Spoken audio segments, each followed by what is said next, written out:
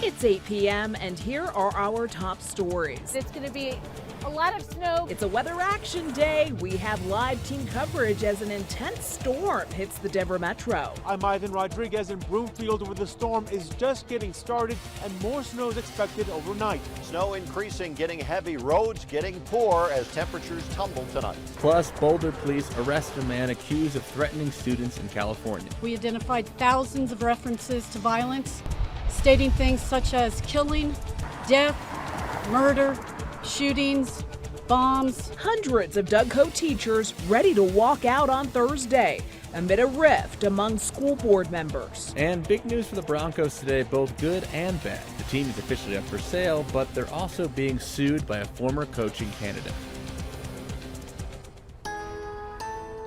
The snow continuing to pour down tonight as we take a live look out over Denver. We've seen DIA flights canceled along with classes at CSU. Multiple school districts have called for a snow day tomorrow, including DPS, Jeffco, Dougco, Westminster, Boulder Valley, and Adams 12, just to name a few.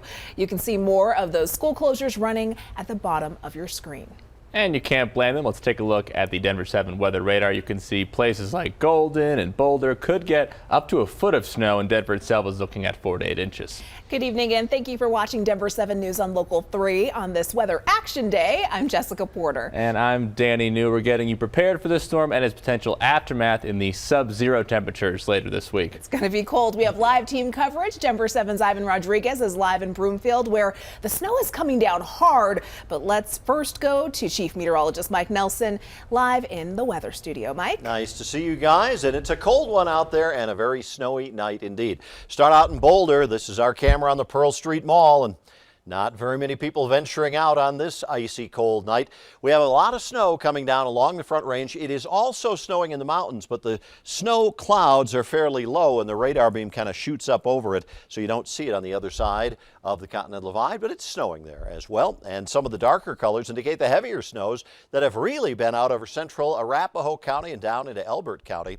Winter storm warnings are in effect in the areas shaded in pink. The others on blue are winter weather advisories. They all go through tomorrow till midnight on Thursday, so it's kind of a long duration storm, and it covers a lot of territory. The only part of the state not expected to pick up much moisture, northwest Colorado. Going to be really cold there, though. Temperatures are going to tumble. It's already 1 below zero up at Craig, while we're holding in the low 20s here, but we shouldn't feel too smug about being above zero. We're going to be well below zero once the snowstorm winds down and the sky is clear. So the snow increasing tonight, much colder temperatures. By Thursday morning, we are below zero, and needless to say, difficult driving conditions with this storm.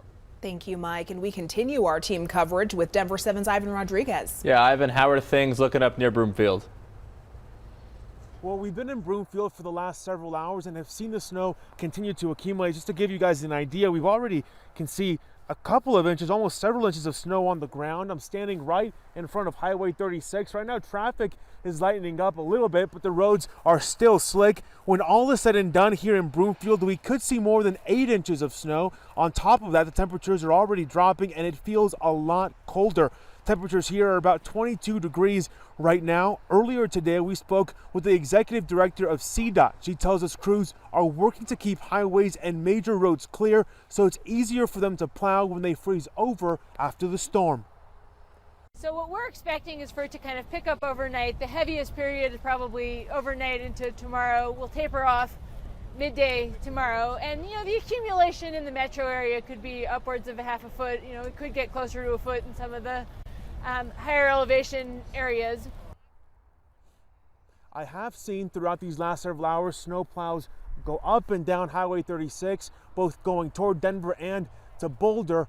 CDOT also asked people who are able to stay home during the peak of this storm to do so. Live in Broomfield, Ivan Rodriguez, Denver 7. Thank you very much, Ivan. So, as many of you know, I'm new here, just came from Florida, and I'm still learning how to drive in the Colorado snow. And since I had a lot of questions, I thought it could be useful today, of all days, to ask a state trooper for his help. Here is his answer to the number one thing he wishes all drivers knew. What is the thing that you wish drivers knew? Well, I think a common misconception is if you have all-wheel drive, your vehicle will handle better in snow. let's say you're going 30 miles an hour, stopping is no different than any other car that's two-wheel drive. Not all cars are four-wheel drive, but all cars are four-brake drive. Thank you very much, officer. Something to think about. Also, some other useful things that I thought maybe could be good to know going forward. He said not to use your hazards when driving solely in the snow. Did not know that one. I always use my hazards. To make sure that you brush all the snow off your car because, you know, it could obstruct others' view behind you. And also when you stop, it could just fall into your windshields. That'd be bad. And also he said to make sure that your back windshield is clear as well. And Denver 7 will stay on top of this storm as it passes through Colorado. We'll have the latest on the early morning commute starting tomorrow morning on Denver 7 News at 4:30. You can also get the weather conditions in your area on our free Denver 7 Plus app. Boulder police say the man responsible for a series of threats against UCLA is the same person who forced several evacuations around CU today. The suspect is in custody. Denver 7's Jacqueline Allen has spent the day digging into his past and joins us with the details. A Boulder neighborhood turned crime scene. Heavily armed SWAT teams putting University Hill on lockdown, evacuating children from an elementary school. Their schools or places of worship seem to be regular targets now, so it's concerning when you hear it as a parent you have two kids in school. The dramatic story started yesterday in California. UCLA reporting violent email threats by a former philosophy lecturer, Matthew Harris. They posted a screenshot of a philosophy professor's email about the whole situation. I needed to. We found these YouTube videos showing him referencing mass shootings in Las Vegas and Columbine High School. He also posted this disturbing 800-page manifesto that repeatedly mentions Boulder, where he now lives. Combine that with the fact that police say he tried to buy a handgun in Jefferson County last November, but was denied. Upon reviewing parts of the manifesto, we identified thousands of references to violence, stating things such as killing, death, murder, shootings, bombs, schoolyard massacre in Boulder, and phrases like burn and attack Boulder outside of the university. So today, Boulder police were in extreme caution mode, spending 3 hours making contact, bringing in SWAT, and ultimately making a safe arrest. In a community already shell-shocked by tragedy and violence, they say it was the best possible outcome for a potentially dangerous confrontation. Jacqueline Allen, Denver 7. Police say they're still searching the apartment on the hill. State and federal charges are being considered. At least 14 historically black colleges and universities had to lock down or postpone classes today due to bomb threats. All of this happening on the first day of Black History Month. No bombs or weapons have been found on HBCU campuses, and no arrests have been made. Hundreds of Douglas County teachers are expected to walk out of class and rally Thursday afternoon in response to how school board members handled a situation involving the superintendent. Denver 7's Sloan Dickey joins us live tonight with the fallout on the actions of those board members. So, Sloan, did they basically give the superintendent an ultimatum to resign or risk being fired?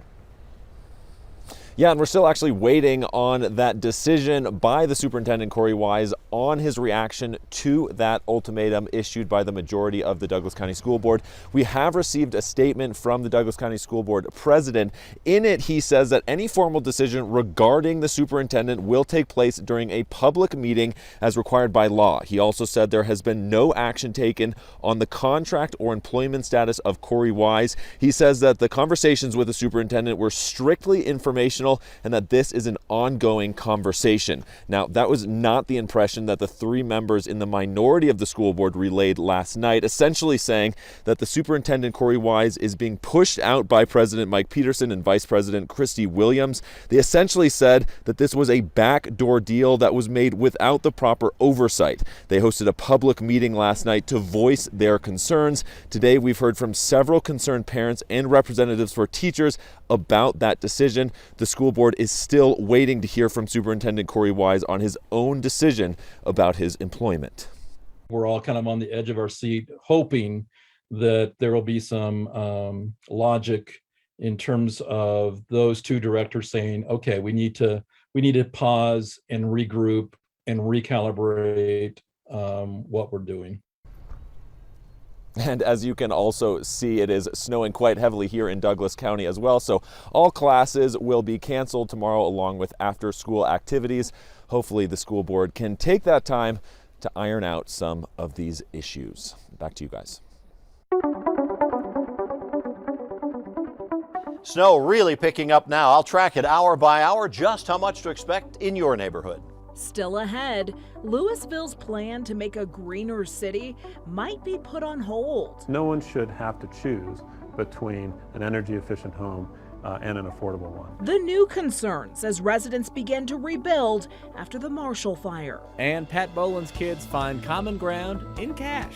The Broncos move forward in their search for a new owner. Next on Denver 7 News at 8.